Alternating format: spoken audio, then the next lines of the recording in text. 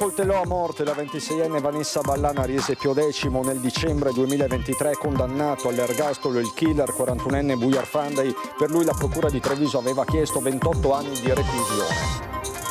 Il killer di Vanessa non ha proferito parole ed è stato subito portato in carcere. In questa vicenda nessuno esce vincitore, commentano i legali di Parte Civile, ma con questa sentenza giustizia è fatta. Intervista esclusiva a Ringa Franco Battaglia, assolto dall'accusa di omicidio. La libertà non ha prezzo, i killer di Anica sono più di uno. Elezioni regionali, l'annuncio ufficiale è arrivato pochi minuti fa. L'ex sindaco di Treviso Giovanni Manildo, candidato a presidente del Veneto per la coalizione di centrosinistra. Il maltempo tra Miane e Masera ha causato frane, allagamenti, casa isolate in collina, coste, la testimonianza di un florovivaista con l'azienda finita sott'acqua. Il legale rappresentante di una società con sede a Treviso, al centro di un'inchiesta della Finanza insieme ad altri 98 imprenditori in tutta Italia, otteneva appalti pubblici grazie a un consorzio già colpito dall'interdittiva antimafia. Morto a 19 anni dopo una lunga battaglia contro il tumore, la storia di Andrea Falcone, domani funerali ad Osson, la mamma sia una festa. La statale 51 di Alemagna è finalmente transitabile dalle 13 di oggi, rimosso il divieto di transito, causa frana, dogana vecchia, la circolazione è ripresa regolarmente, pur con delle limitazioni di orario. Bentrovati, buonasera telespettatrici, telespettatori di Antenna 3. Dunque la cronaca giudiziaria in primo piano per questa edizione trevigiana dei nostri telegiornali, con la sentenza che è stata emessa nel tardo pomeriggio in tribunale a Treviso, una sentenza di condanna nei confronti di Bujar Fandey, il 41enne che nel dicembre del 2023 accoltellò all'interno della propria abitazione Vanessa Ballan. Ergastolo, la pena massima, dunque con le lacrime, lo sfogo della mamma di Vanessa. In nome del popolo italiano, la Corte d'Assise di Treviso dichiara Fandey Bujar responsabile dei reati prescritti, condanna il nominato imputato alla pena dell'ergastolo, oltre al pagamento delle spese processuali e di mantenimento durante il periodo di custodia cautelare in carcere.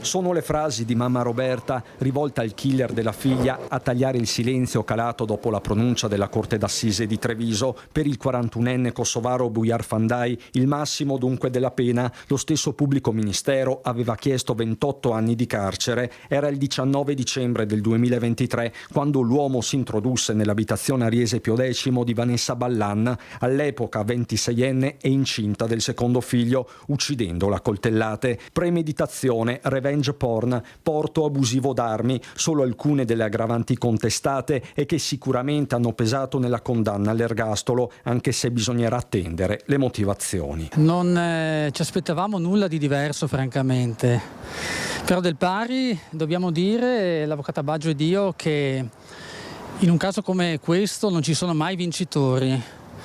Abbiamo un imputato che ha perso la libertà, abbiamo una famiglia che ha perso una madre, una figlia, una compagna, una sorella. Abbiamo una giovane donna che ha perso la vita. Io credo che la pronuncia di una Corte d'Assise nell'ambito di un processo che certamente ha dimostrato la giustezza che i processi debbono dimostrare, ecco, credo che in questo contesto la giustizia derivante da un giusto processo e quindi da una giusta sentenza ci sia stata. L'abbraccio dei genitori di Vanessa con i legali è stato liberatorio, più volte è riecheggiata la parola giustizia, con loro anche il compagno di Vanessa e il fratello Nicola, e lui l'unico a trovare la forza di un commento. Giustizia, la giustizia diciamo di sì, ma ciò che voglio stonare la brutalità con quanto tutto questo è successo, ed è quello che dobbiamo pensare e portare tutto a livello molto più umano. Il killer in aula è rimasto immobile, impassibile, in silenzio davanti alla pronuncia di condanna, davanti alla pronuncia dell'ergastolo. Si valuta il ricorso. Queste le parole della difesa di Bujar Fandey. Non ci aspettavamo questo tipo di sentenze partendo dal presupposto che lo stesso pubblico ministero non lo aveva chiesto, quindi la Corte è andata oltre le richieste del pubblico ministero. Ora ovviamente non possiamo comprendere il motivo di questa decisione e l'unica mossa possibile è quella di attendere, di poter leggere la sentenza e a quel punto capiremo e valuteremo innanzitutto se sia il caso di proporre un appello e valutare eventualmente quali sono gli aspetti che non sono stati considerati, presi in luce. Sinta ha parlato, ha scambiato qualche battuta con Fandai? Non ha parlato. Non ha detto nulla? No. Si è chiuso nel silenzio, sta riflettendo, ovviamente comprende la gravità e la serietà della pronuncia, tuttavia è in attesa anche lui di comprendere qual è stato poi il ragionamento che ha portato a discostarsi da quello che era il filone posto in essere dalla Procura in questi mesi.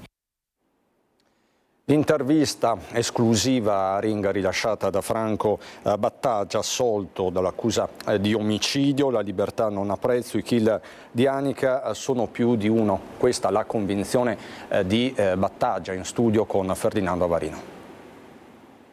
Come sta? Adesso bene. La libertà non ha prezzo. Non ha prezzo. La libertà non ha prezzo, dice Franco Battaglia, scarcerato dopo l'assoluzione dall'accusa di omicidio di Anica Panfile, la 31enne trovata morta nel Piave a Spresiano. Nell'intervista esclusiva rilasciata a Ferdinando Avarino a Ring, i mesi delle indagini, l'arresto, la detenzione, 535 giorni per poi essere riconosciuto non colpevole. A 80 anni, dice, si soffre di più. Che rapporto c'era tra voi? Un rapporto di lavoro umano. Un rapporto di lavoro, faceva il suo lavoro in pescheria, il suo lavoro in pescheria da me, assieme a altre 7-8 persone, era considerata tanto sul lavoro. Percepiva il giusto, sicuramente i soldi non gli bastavano mai. Sempre l'ho aiutata. Che movente potrei aver avuto io contro una persona che lavorava da me ed eravamo contenti di lei. L'uccisione di Anica è un fatto che non sa spiegarsi. Non ho mai creduto che una persona potesse fargli del male se non all'infuori di suo marito, che aveva il terrore, conosceva la vita. Pertanto io credevo che fosse morta più di un attacco al cuore, tanto è stato accertato che per le sostanze, il 50% di probabilità era che sia morta di overdose. Non sapevo dell'uso di sostanze stupefacenti da parte di Anica, continua Battaglia, convinto, come il suo difensore, l'avvocato Fabio Crea, che a ucciderla e a gettare il corpo nel Piave siano state più persone. Mi pare evidente che se c'è stato una morte per soffocamento e nella dinamica un afferramento dei polsi, vedo difficile che sia stato un unico esecutore. Parla del suo passato, il carcere per omicidio, quel reato lo ammette senza esitazioni, legami solo di conoscenza, non di partecipazione alle loro azioni con la mala del Brenta. Che abbia conosciuto qualcuno che facesse parte di questa organizzazione, lei, che era Di Maniero, sì, lei sicuramente ha conosciuto qualcuno. Ho conosciuto qualcuno. Ma non ha lavorato con queste persone? No, ma io ho lavorato in pescheria. No, vabbè, ho capito. E Di Felice Maniero dice: non lo conosco, non l'ho mai conosciuto. È chiaro che non ho parlato bene, perché uno che fa la spia, dopo una mente criminale come la sua, nessuno ha ombra di dubbio, ma a fare incarcerare i suoi amici. Un'inchiesta, quella sull'omicidio del Piave, su cui c'è ancora da lavorare, da scavare, la pista albanese, le minacce ad Anica, ma in mezzo c'è finito Battaglia con alle spalle un passato burrascoso. Era meglio che la colpa cadesse su Battaglia che su altri? E dunque, per non alcuni so se era meglio, era più facile. Era più facile. Sempre per la cronaca, attimi di paura e concitazione ieri nel pomeriggio a Roncade per un violento alterco tra due uomini che sono venuti pesantemente alle mani. I fatti sono avvenuti in via Roma all'esterno di un bar alle 16:30 circa. Nel corso della lite sarebbe apparso anche un manganello, comunque un oggetto contundente. Sul posto sono arrivati i carabinieri allertati da alcuni passanti e residenti. Il presunto aggressore, un albanese, è stato rintracciato poco dopo e denunciato per lesioni. La vittima è stata invece portata in ospedale con lesioni, in particolare al volto, un fatto che non è passato inosservato. Diverse quindi le segnalazioni, attimi di paura e concitazione, vi ho detto. Ringrazio i carabinieri proprio per questo e per il pronto intervento il sindaco di Roncade Marco Donadel, che abbiamo contattato pochi minuti fa. Sempre per la cronaca, il legale rappresentante di una società con sede a Treviso è finito al centro di un'inchiesta della Guardia di Finanza insieme ad altri 98 imprenditori da tutta Italia. Otteneva appalti pubblici grazie a un consorzio che era già stato colpito dall'interdittiva antimafia. Oltre 40 aziende coinvolte in tutta Italia che ottenevano appalti pubblici in modo fraudolento per un danno erariale stimato di 10 milioni di euro. La Guardia di Finanza ha aperto un fascicolo contro il legale rappresentante di questo consorzio, la cui sede operativa era in provincia di Treviso. Nello specifico la documentazione falsa fa riferimento a contratti di avvalimento che sono stati sottoscritti con un consorzio stabile avente sede operativa nella provincia di Treviso che era titolare di un'attestazione SOA. Tale attestazione è necessaria per partecipare a lavori pubblici, a gare d'appalto per lavori pubblici del valore superiore a 150.000 euro. Un consorzio già colpito nel 2024 da un'interdittiva antimafia dalla prefettura di Bologna, dove si trova la sede legale, ma che nonostante questo continuava ad operare. I finanzieri del nucleo di polizia economico-finanziaria di Treviso, coordinati dalla locale Procura della Repubblica, hanno fatto emergere come negli anni 2019-2020 il consorzio di fatto sparisse nel momento in cui gli appalti venivano giudicati, incassando però il 3% del valore degli stessi. Il rappresentante legale del consorzio, unitamente ai rappresentanti legali delle 40 società aggiudicatrici degli appalti, sono stati segnalati alle procure della Repubblica competenti territorialmente per il reato di turbata libertà degli incanti. Nessuna stazione appaltante a Treviso, ma una invece a Vicenza. Sono stati comunque gli accertamenti bancari e le perquisizioni locali domiciliari a consentire la maxi scoperta. Il denaro, dopo aver transitato su conti di altre società riconducibili al rappresentante legale e del suo nucleo familiare, veniva ritrasferito a beneficio ed interesse di società di diritto rumeno collegate allo stesso. Per tale motivo il rappresentante legale del consorzio trevigiano è stato segnalato anche per il reato di autoriciclaggio. Il provento illecito acquisito dal consorzio stabile, che era pari circa al 3% del valore dell'intero appalto, è stato reimpiegato dal rappresentante legale in società estere allo stesso riconducibili. Pertanto il soggetto è stato segnalato all'autorità giudiziaria locale per il reato di autoriciclaggio. Nel complesso sono stati 98 i soggetti segnalati anche alla Corte dei Conti.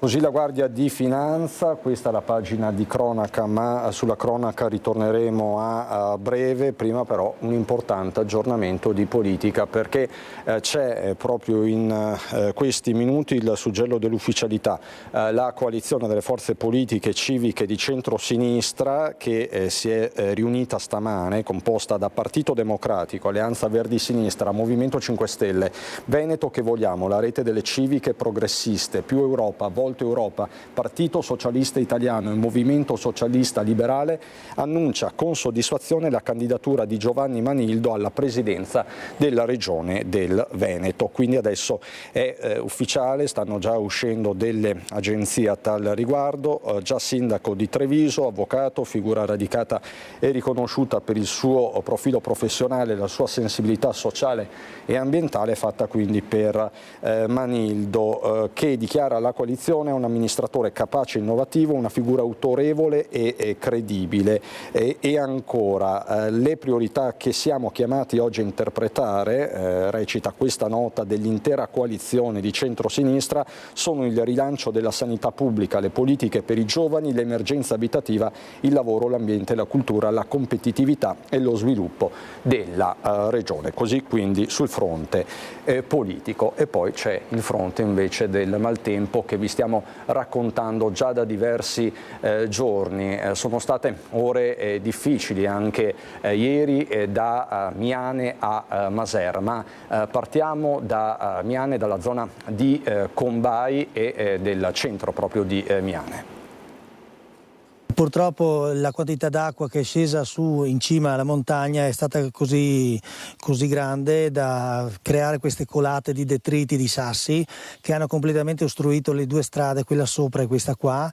Questa qua tra l'altro è una strada dove all'interno ci sono delle famiglie, c'è una famiglia che abita, e quindi abbiamo dovuto avvisarli a notte fonda di questo pericolo e che erano isolati, e poi ieri siamo intervenuti per ripulire, come vedete adesso. Ieri sera purtroppo, a parte la pioggia, ci si è messo anche il vento e abbiamo avuto un episodio su Combai. La protezione civile è uscita, ma fortunatamente erano intervenuti anche i privati che sono riusciti a tirare via le ramaglie dalla strada. Un'estate che si sta rivelando molto difficile. Sì, già come avevo detto l'altra volta, ormai non sappiamo più cosa pensare, perché queste le chiamano bombe d'acqua. Abbiamo visto cosa succede, basta che piova tanto in montagna, poi ci troviamo con queste colate di detriti giù a valle, e l'altra volta ci si è messa pure anche la grandine, quindi non so più cosa pensare di questo meteo qui. L'altra mattina sono arrivati il sindaco e la protezione civile, sarà stata l'1 di notte più o meno. Noi non ci eravamo accorti di niente, perché probabilmente siamo in una zona sì isolata ma anche un po' protetta, non abbiamo sentito ma neanche il vento che ci ha spostato i fiori, lo vedevamo in lontananza ma niente, ci hanno avvisati di questa frana che ha bloccato l'uscita della nostra strada sulla via Carmine principale, e che l'avrebbero liberata il prima possibile, quindi noi siamo rimasti a casa tranquilli tutto il giorno. Però sto maltempo colpisce, batte duro ultimamente. Sì, dopo andare a vedere, sì, nel senso che finché non abbiamo visto dicevamo vabbè, siamo a casa. Quando poi abbiamo visto, no, mi hanno detto che potenza, perché la strada come ce la ricordavamo noi non era così, cioè la vedi la frana che è scesa, vedi tutte ste, ma anche sassi grossi, dicono che potenza venire giù queste cose, quindi sì, è stato impressionante. Frane dunque a Miane, allagamenti a Maser, come ci racconta Lucio Zanato. L'acqua che comincia a arrivare da qua, entrava da queste parti e su questa strada che porta in azienda ha usufruito della strada per fare l'uscita del fiume d'acqua che scendeva dalla collina e andava verso la campagna ancora. Veramente tanta acqua così non l'avevate mai vista? Mai vista tanta acqua così, una bomba d'acqua in poco tempo. Coste di Maser, la bomba d'acqua del tardo pomeriggio ha allagato la zona industriale della frazione e messo in seria difficoltà 2 realtà produttive, un'occhialeria e l'azienda florovivaistica Gazzola. Qua c'era 60 centimetri d'acqua, tutta l'azienda sommersa d'acqua. E che stamattina con i dipendenti abbiamo abbastanza raddrizzato le piante, ma c'è lavoro per 6-7 giorni. Una bomba d'acqua mai vista prima, racconta il titolare, e alla fine una situazione disastrosa, di fronte alla quale tutti i dipendenti si sono presentati sul posto per dare una mano. E ieri tutti qua presenti per mettere a posto l'azienda, per ripartire ancora, perché non si può fermarsi. Lavoreremo con materiale, con vegetale, non potremo lasciarlo deperire o soffrire sull'acqua. E magari dopo le 6 vi siete messi a lavorare? Fino a tarda notte ieri sera, per rimettere in piedi quasi tutto quanto. E dopo stamattina alle 6 erano qua ancora per ripristinare, pulire, lavare. E qua era tutto in terra, era mia. Questo gli era. L'acqua non scolava, fossati sotto accusa, l'erba degli sfalci, dei fossati ma anche delle aree circostanti, viene lasciata lì e intasa gli scoli. Gesè in curia dei fossi, di chi che fa manutenzione sulle strade, perché macina l'erba e il macinato resta là. Non viene levato, i tubi di scarico si tappa e questi sono i risultati. Bisogna pensare di trovare la soluzione di tirare via l'acqua, è il manco, o far fossi nuovi, perché tutti portano via il pezzetto di terra per chiudere il fosso, per recuperare. Però andiamo sotto acqua tutti, Per fortuna dopo le 23 l'acqua è defluita, pertanto la situazione si è stabilizzata. Ecco. Noi siamo zona collinare, quindi c'è stata una quantità d'acqua ancora maggiore rispetto a quella di maggio 2024, in breve tempo, in un'ora, e anche più perché poi la pioggia non finiva più. Le soluzioni devono essere strutturali, dice la sindaca. sono zone che già conosciamo, zone critiche, e per le quali appunto è in corso anche la realizzazione di una vasca di espansione, un bacino di laminazione a nord di questa zona, affinché possa trattenere le acque che arrivano dalla collina. Vi raccontiamo adesso la storia di Andrea Falcone, morto a 19 anni dopo una lunga battaglia contro il tumore. Domani ci saranno i funerali ad Ossona di Casiera. La mamma parla ai nostri microfoni e dice sia una festa. Il messaggio che mi ha chiesto Andrea poi di riferire è che bisogna toccare il fondo per poter alzare gli occhi al cielo. E solo quando ti svuoti di te stesso, delle tue certezze, della tua umanità, riesci a far lavorare qualcos'altro dentro di te, ad essere talmente malleabile da dire quello che qualcuno ha da dire al posto tuo. Andrea Giuseppe Falcone, detto Toro, Andre Falco, qualcuno con le ali che l'ha chiamato a svolgere qualcosa di più grande altrove. Questa la grande consapevolezza di mamma Grazia e di papà Vincenzo: sarcoma lombare extraosseo nella zona della schiena, il tumore che l'ha colpito nel 2020, 5 anni di cure e di battaglie. E quello che Andrea voleva dire è che quando soffri riesci a metterti in discussione, ma la sofferenza non deve essere vista come qualcosa che imbruttisce la tua vita, ma come qualcosa che dà valore, dà un valore aggiunto, qualcosa che mette in evidenza le priorità, e fidarti, andare avanti anche quando senti di non farcela e quando pensi che sia inutile. Mi ha detto: mamma, ma con tutto l'amore che hai dentro e che mi hai dato, credo che sia un po' sbagliato tenerselo tutto dentro. Hai bisogno di darlo a chi ne ha bisogno. Appassionato della vita, la curiosità a guidarlo in ogni sua scelta. Dopo il liceo scientifico aveva deciso di fare lo stage nel reparto di ecoematologia dell'ospedale di Padova per essere vicino a chi soffriva come lui. Appassionato di auto e moto, non ha mai abbandonato i motori, nemmeno dopo i tanti interventi e i giorni passati in ospedale. I funerali si terranno nella chiesa parrocchiale di Dosson alle 15:30. Sarà una festa, lo sappiamo che mancherà, e allora ci facciamo i nostri bei pianti anche tutti i giorni, però nella sua festa noi dobbiamo dimostrargli che siamo felici per lui, e quindi parole di festa, di gioia, di ringraziamento.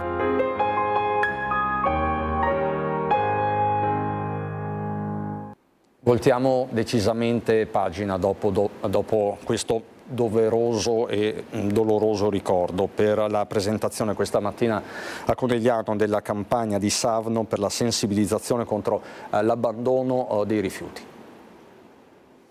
Ma avete notato un aumento degli abbandoni? Ma in realtà sì, leggermente qualche abbandono, anche in qualche specifico periodo ovviamente in realtà dell'anno. In Sinistra Piave sono in aumento gli abbandoni di rifiuti. Il dato da Savno, l'azienda per la raccolta e la gestione della differenziata, che ha verificato anche come il fenomeno si concentri in alcuni periodi dell'anno.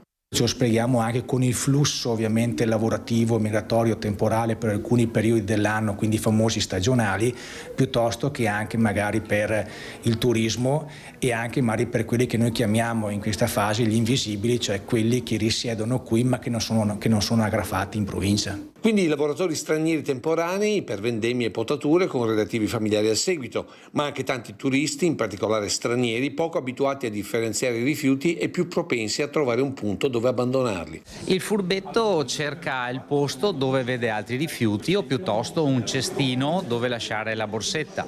Se si trova in auto lancia nella prima curva possibile. Per questi giorni partirà una campagna di informazione sui social, in televisione, ma anche con cartelli nei punti di maggior abbandono, questi ultimi in diverse lingue come arabo, rumeno, ma anche cinese, oltre che in inglese e italiano. Perché ovviamente viviamo in un territorio dove ci sono molte persone che sono nate qui, molte persone invece che sono arrivate da qui, e poi c'è anche il tema, attenzione, non trascurabile del turismo, ma chiaramente con l'apertura delle colline del patrimonio dell'UNESCO ovviamente turisti se ne vedono veramente tanti, per fortuna, e anche questi devono essere educati rispetto alle regole del gioco del territorio. che se da una parte educa dall'altra controlla. Solo nel 2024 i vigili ambientali hanno effettuato 3.500 monitoraggi con il 35% di sanzioni.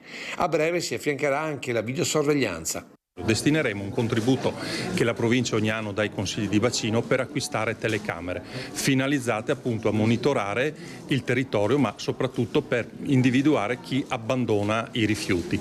Una pratica che poi si ritorce su tutti i cittadini, considerando il costo di gestione degli abbandoni. L'abbandono costa e infatti all'interno del bilancio di Savno questa attività può arrivare anche a 100.000 euro all'anno.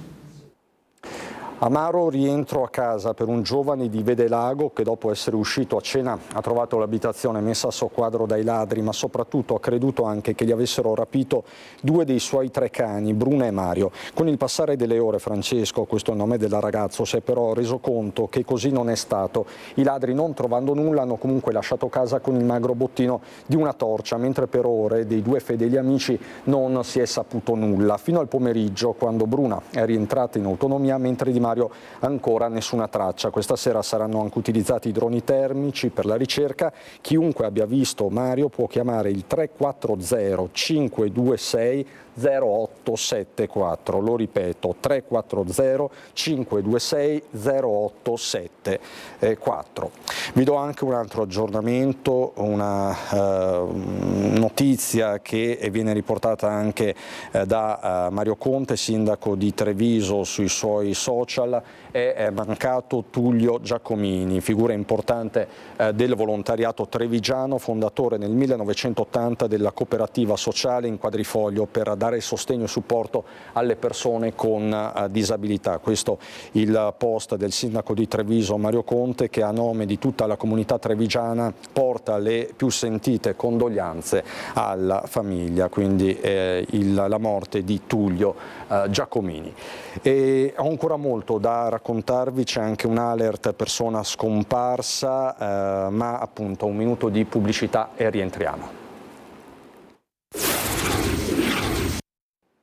Di nuovo in diretta, vi dicevo, c'è un alert persona scomparsa, una ragazza di 14 anni, fra poco vi mostro la foto, si tratta di Natalia Adamco, domiciliata a Castelfranco Veneto, la minore alta 1,68 m, corporatura robusta, capelli lunghi sino e biondi, occhi azzurri e carnagione rosea. Si è allontanata dalla propria abitazione nella mattinata del 7 luglio scorso facendo perdere le proprie tracce. Al momento dell'allontanamento indossava un abito di colore blu e scarpe ginniche da ginnastica di colore bianco marca Puma. Chi ha ovviamente la vista, chi ha delle segnalazioni, questa la foto della 14enne scomparsa da Castelfranco Veneto, può allertare il 112. Voltiamo di nuovo pagina e vi parliamo della grande danza che è ritornata alla Ghirada, dove è in corso il 39esimo stage internazionale di danza.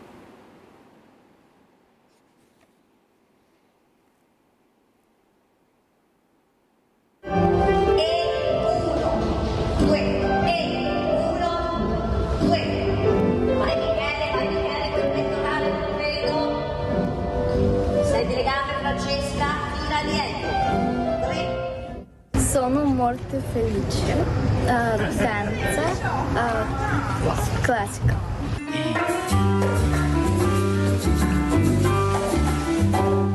La nostra 39esima edizione ci ha dato anche quest'anno grandi soddisfazioni per la partecipazione di ragazzi che arrivano da tutta Italia, anche dall'estero, dalla Spagna, dalla Bulgaria, con maestri altamente professionali e lezioni dalla mattina alla sera di danza classica, moderna, contemporanea, musical.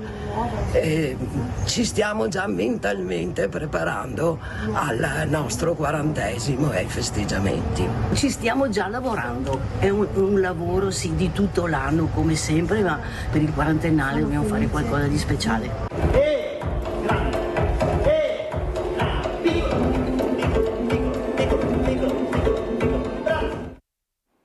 Da domani a domenica il via in Restere il villaggio delle associazioni con oltre 100 realtà provenienti da tutta la provincia attive in ambito sociale, culturale e sportivo che daranno vita a 4 giorni di vera e propria festa lungo il Sile. Questo villaggio sarà un punto di riferimento anche per tutte le persone che non sanno a chi rivolgersi, che cercano un qualcosa che non trovano. Siamo in tanti, dallo sport alla salute, all'arte, alla cultura, a tutto, perciò là ci sarà un punto di riferimento e sarà il villaggio delle associazioni. 4 giorni di festa lungo il Sile per mettere insieme tutte le buone pratiche di quel mondo del volontariato che spesso regge la rete sociale e amicale di molte persone. Farsi conoscere e porsi come punto di riferimento, lo scopo di una manifestazione che vuole anche reclutare giovani, dando loro nuove motivazioni. Il problema è farci conoscere. Siamo tanti, ma siamo troppo divisi. Dobbiamo unire le forze, fare rete e soprattutto farci conoscere e cercare di prendere quei ragazzi che non ci sono nel mondo del volontariato e sono i giovani. Mancano i giovani dappertutto, vogliamo capire il perché. Ci sarà pure un perché. Una delle associazioni coinvolte è Veneti Schiacciati dalla Crisi di Mirella Tuzzato, che da 15 anni lavora con le persone in difficoltà gestendo un banco alimentare presso la sede della provincia di Treviso e da 11 anche gli Orti Solidali, dove lavorano 30 volontari insieme a soggetti che seguono percorsi di reinserimento sociale in collaborazione con l'ULS 2 o istituzioni nazionali. Per loro sono stati anche inventati gli Orti Obama, ovvero base mano, che lavorano anche con le carrozzine, si mettono a fianco di questi cassoni e con le mani riescono a seminare, a raccogliere, toccare la terra, che è importantissimo, tanto è vero che nessuno vuole i guanti, pensate, vogliono proprio sentire il contatto della natura, della terra e fa molto piacere. Un mondo, quello associazionistico, che spesso deve fare i conti però con burocrazia e politica. Siamo nel 2025, però le cose non vanno assolutamente bene. Per noi c'è qualcuno che non ascolta, che a parole dice che siamo bravi e agiscono in maniera diversa. Diciamo così per non fare polemica, però è molto triste questa storia qua, pensando che siamo da tanti anni qua, che facciamo del bene. Come vedete l'orto serve da portare al banco solidale i prodotti che coltiviamo e che poi vengono distribuiti alle nostre famiglie. Però la fragilità non interessa a chi di dovere. Un appello quindi che ha un solo obiettivo. Sto chiedendo non a chi ci ascolta, a quelli che non vogliono ascoltare, il rispetto. Rispetto e dare dignità a quelle persone, specialmente a quei volontari di 70-80 anni che cercano ancora di aiutare, che non chiedono niente e che veramente fanno anche molta difficoltà magari ad arrivare, perché mettono paletti dappertutto, non so dove vogliono arrivare. Certo che se l'obiettivo è quello di segarci non funzionerà. Andiamo adesso a Belluno.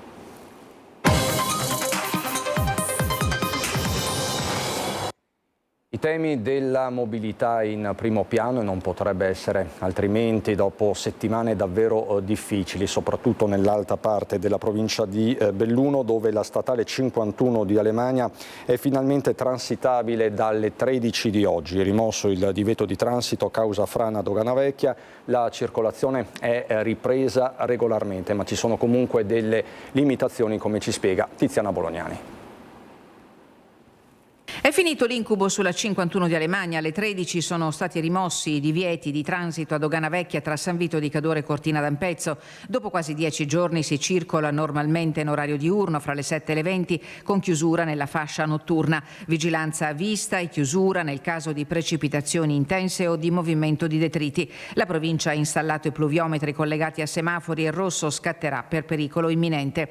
Un sistema che replica in tutto e per tutto l'esperienza sulla 51, ma a Vittorio Veneto. Nelle prossime ore gli orari delle corriere in questi giorni deviate in Val d'Ansiei verranno adeguate agli orari di apertura della strada, ma già fanno discutere i lavoratori delle attività ricettive che iniziano i propri turni prima delle 7 del mattino e certamente concludono la giornata dopo le 20. Confcommercio ha incontrato il prefetto di Belluno per segnalare difficoltà e istanze delle imprese connesse alla gestione della frana. Il confronto ha considerato possibili soluzioni di viabilità alternativa anche nel medio termine, termine, come abbiamo anticipato nel nostro telegiornale, per evitare il ricorso a chiusure a singhiozzo dell'Alemannia. Sul fronte dell'emergenza, la provincia, con un'ultima variazione di bilancio, ha destinato altri 700.000 euro agli interventi urgenti, portando il totale degli stanziamenti a 2 milioni di euro. Ma non bastano. Il mio è un grido d'aiuto, ma soprattutto è quella che è la constatazione della realtà, ma i fronti sono tanti e le risorse che servono anche tante, quindi noi abbiamo bisogno veramente di un aiuto da parte della Regione, del Governo, di chi può darci una mano per cercare di far fronte e mettere in sicurezza dei territori che sono fragili, lo sappiamo tutti, ma dobbiamo soprattutto proteggere case e persone. Un appello accorato perché è in gioco la sicurezza di un'arteria fondamentale per l'intera montagna veneta, soprattutto in vista della stagione estiva e dei grandi eventi Olimpiadi in testa. Un'attenzione diffusa non solo al Cadore ma anche all'Agordino e all'Alpago, dove vengono costantemente monitorate situazioni di fragilità idrogeologica che potrebbero peggiorare con ulteriori eventi meteo intensi. L'Antitrust ha messo la lente sugli ski pass, prezzo e canali di vendita e ha avviato un'istruttoria nei confronti del Dolomiti Superski per presunta intesa contro la concorrenza. Sono 12 consorzi di zona aderenti al Dolomiti Superski e tra questi, per la provincia di Belluno, ci sono il Consorzio Impianti e Fune di Cortina San Vito Auronzo Misurina, il Consorzio Civetta e il Consorzio Arabba Marmolada. Ieri i funzionari dell'autorità, con l'ausilio del nucleo speciale antitrust della Guardia di Finanza, hanno svolto ispezioni nelle sedi del Dolomiti Superski e dei consorzi di zona che vi aderiscono. L'amministrazione di Belluno cerca, attraverso bandi ministeriali, i fondi necessari per restaurare il Ponte della Vittoria, di cui nel 2026 ricorre il centenario e che fu candidato per i luoghi del cuore del FAI, raccogliendo, anche grazie al ruolo di testimonial di Deborah Capriolio, quasi 6.500 voti che gli valsero il quinto posto e il 70° nazionale. Il ponte che attraversa il Piave non presenta problemi strutturali, ma necessita di una riqualificazione per il recupero delle sponde, della pavimentazione, dei supporti in cemento, oltre che per la sostituzione dell'intera illuminazione. Servono infatti 1.400.000 euro. La raccolta firme nell'ambito dell'iniziativa I Luoghi del Cuore FAI è stata promossa dall'associazione Borgo Piave, che ha candidato il Ponte della Vittoria coinvolgendo l'amministrazione comunale di Belluno. E ritorniamo a parlare di viabilità e mobilità in provincia di Belluno, perché è stata una mattinata da incubo per decine di automobilisti rimasti bloccati nel traffico a causa del passaggio del Giro d'Italia femminile. A far scattare la rabbia non tanto la gara in sé, ovviamente, ma la scarsissima comunicazione. Strade bloccate, auto in coda per ore, nervi tesi e proteste. È il bilancio del passaggio del Giro d'Italia femminile a Belluno, che ha mandato in tilt la circolazione e scatenato l'ira di residenti e pendolari. A creare il caos non è stata la corsa in sé, ma la totale mancanza di comunicazioni efficaci. Le uniche informazioni ufficiali sui blocchi stradali sono state pubblicate sui canali social del comune, lasciando però fuori chi non utilizza abitualmente queste piattaforme. Molti automobilisti sono rimasti perciò intrappolati senza sapere il motivo del blocco né quanto sarebbe durato. C'è chi doveva andare al lavoro, chi ha un appuntamento medico, chi semplicemente attraversare la città. Il malcontento è esploso anche online. Diversi cittadini hanno chiesto spiegazioni e maggiore attenzione nella gestione di eventi di questo tipo. Ora si chiede un cambio di rotta, comunicazioni più capillari e tempestive. Una conferenza stampa, ad esempio, avrebbe aiutato a diffondere le informazioni. Comunicazioni attraverso tutti i canali affinché lo sport non diventi motivo di disagi evitabili. Per la cronaca, la tappa Castello Tesino Pianezze è stata vinta dall'australiana Sara Gigante. Alle sue spalle Elisa Longo Borghini e terza la svizzera Marlene Reusser, che si riprende la maglia rosa. La cronaca sindacale, cambio della guardia per la UIL di Belluno. Il nuovo segretario provinciale è Antonino Colombo. Proclamato a Villa Carpenade il nuovo segretario della UILM della provincia di Belluno. La scelta è caduta su Antonino Colombo, siciliano di nascita ma veneto di adozione, che subentra a Michele Ferraro. Edin Bosch, ex Manfrotto, ACC, Coston Epta, Diab, Ceramica Dolomite, Safilo, sono alcune delle situazioni aziendali che, sia pur per ragioni diverse tra loro, sono state affrontate negli ultimi anni. Mi impegno per rilanciare la UILM in un territorio come la provincia di Belluno, dove i metalmeccanici hanno una rappresentanza importante in un momento storico di cambiamento, perché siamo in un momento di trasformazione delle aziende a livello industriale e anche di capacità produttiva e imprenditoriale. Una situazione non di crisi, ma nemmeno di tranquillità, i cui contorni ci vengono descritti dal segretario nazionale. Siamo in una fase molto difficoltosa, transizione ecologica, cambiamenti epocali, crisi che investono settori determinanti e noi dobbiamo senza se e senza ma continuare la nostra iniziativa, le nostre battaglie per far sì che questo territorio, che non soffre difficoltà occupazionali, ma soffre invece difficoltà legate proprio al tipo di tecnologia, al tipo di socialità, al tipo di prospettiva che abbiamo di fronte, e quindi noi dobbiamo continuare ad essere presenti e soprattutto continuare a dire quello che noi pensiamo. Un paese per poter ripartire, un territorio per continuare la sua condizione di ricchezza deve poter difendere il lavoro, rilanciare soprattutto la manifattura che in questo momento è sotto attacco per diverse ragioni. Da Belluno e Treviso è tutto, non ho ulteriori aggiornamenti da darvi. Subito dopo la sigla c'è il meteo, buona serata.